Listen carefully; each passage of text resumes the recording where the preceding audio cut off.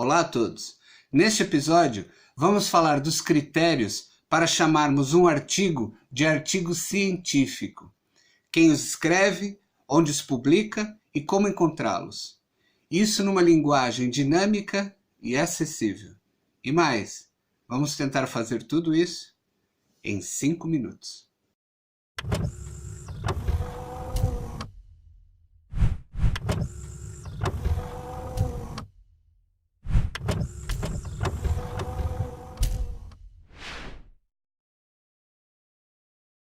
Vocês já devem ter lido ou escutado frases como especialistas dizem que, estudos mostram que, seguido de uma informação que vos parece muito interessante, seja da área do desporto, do exercício físico ou com a modalidade com que você pratica. E por vezes até indicações de personalidades mediáticas atestando que aquele exercício físico, aquela alimentação ou aquele aparelho de ginástica em particular é top. É claro que as notícias e as fontes de informação devem ser divulgadas e são necessárias. Todavia, podemos cair no erro, por crenças infundadas ou até por modelação, e até acreditar piamente numa indicação dada por alguém que não é da especialidade. Ou então, lendo algo muito interessante no horóscopo.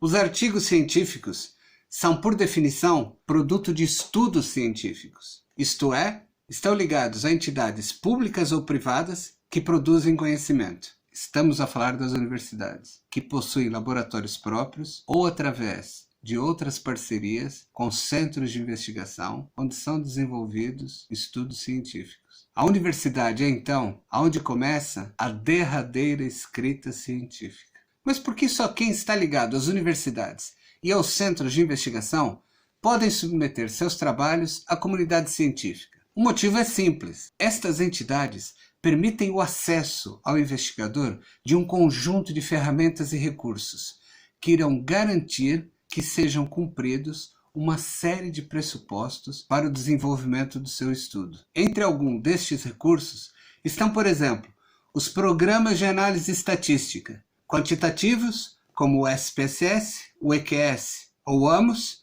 e qualitativo, como o NVivo. O acesso às bases de dados nacionais e internacionais, com informação relativa ao atual estado da arte do tema em estudo. Os instrumentos utilizados na recolha de dados, que podem ser objetivos, como os cronômetros, as balanças, os adipômetros, ou subjetivos, como as medidas de autorrelato, que são os questionários, traduzidos, adaptados e validados para a população de língua portuguesa. Por exemplo, as escalas de satisfação com a vida, os perfis de estados de humor, entre outros. Para além disso, as universidades e as suas parcerias garantem ainda um acompanhamento próximo na formação e supervisão dos investigadores na utilização desses recursos. A produção de conhecimento passa ainda por crivos e revisões de especialistas, sob a forma de manuscritos. E após isso, ainda deverá existir um parecer favorável da Comissão de Ética e a aprovação da Comissão Científica da especialidade.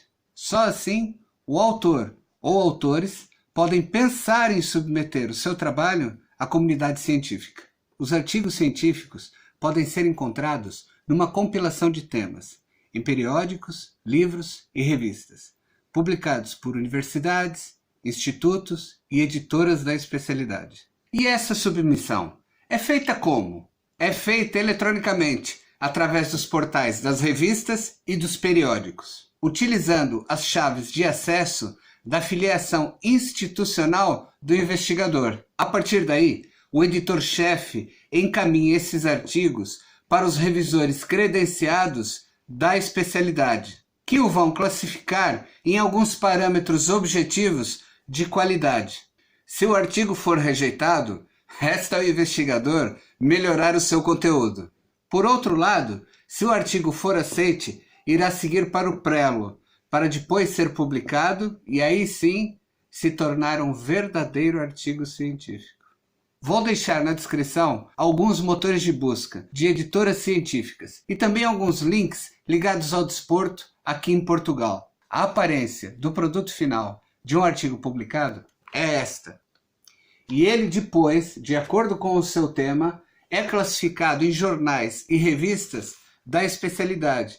Por exemplo, este é o aspecto final de um periódico, de uma revista da especialidade, onde tem uma coleção de artigos e estudos científicos no âmbito do que a revista científica se propõe a publicar. Mesmo sabendo que esse tema não é tão cativante, fica aqui um abraço ao amigo João Rita por o ter sugerido. Relembro ainda que a investigação científica é um dos pilares do crescimento, do desenvolvimento humano. E agora deixe o seu like, faça a subscrição e partilhe.